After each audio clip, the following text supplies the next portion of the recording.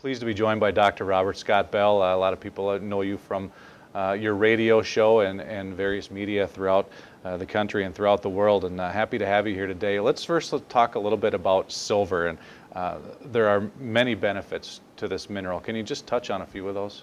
Well, silver is a normally occurring trace element. It comes in through food and water, typically. Water, including tap water, contains measurable amounts of trace amounts of silver.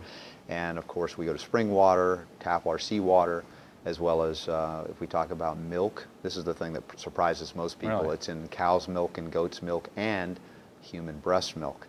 Normal constituent, measurable constituent of human breast milk. So if a mom feeds her baby, going to feed her some silver.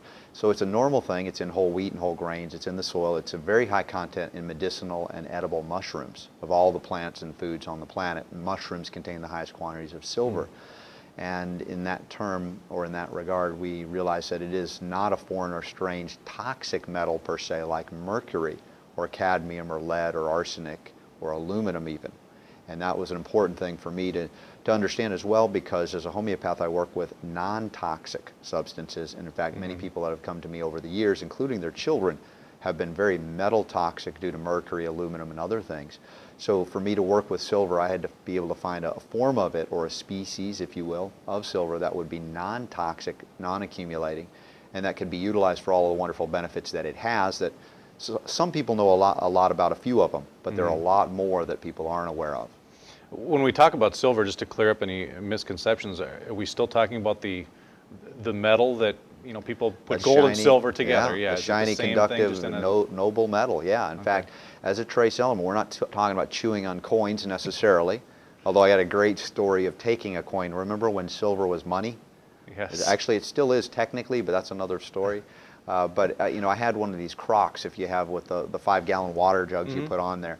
And every month I'd have to open it up, clean it, because there was a slimy kind of substance that would grow on it every month.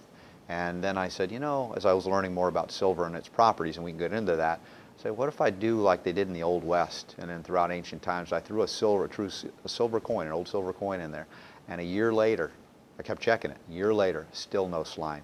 Never had to clean it out. Yeah. And so there's a reason for that. The question was, what is the reason? What is it doing?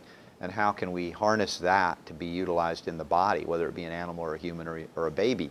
And that's really the key for me, because this is a substance that is so profound that literally it may be the dividing line between the lower microbial world and the higher mammalian life forms, that without silver we couldn't be here.